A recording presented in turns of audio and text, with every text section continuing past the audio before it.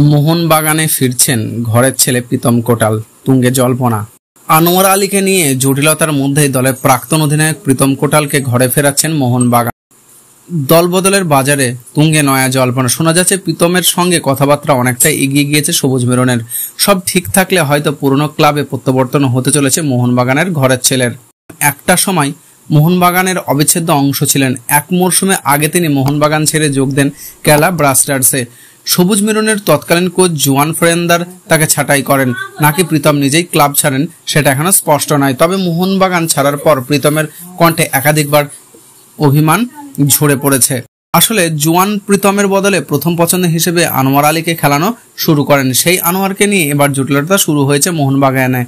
আগামী মরশুমে আদেও তিনি সবুজ মেরুনের জার্সি গায়ে চাপাবেন কিনা সেটা নিয়ে সংশয় তৈরি হয়েছে।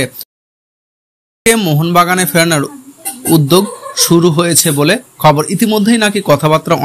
গত মরশুমে কেরালার সঙ্গে 1+1 চুক্তি করেছিলেন প্রীতম, অর্থাৎ 1 বছর খেলার পর আরেক বছর চুক্তি বাড়ানোর বিকল্প রয়েছে নির্ভরযোগ্য এই ডিফেন্ডারের কাছে। তবে প্রিয় ক্লাবে সই করার সুযোগ পেলে প্রীতম আপত্তি করবে না বলে মনে করেছেন মহল।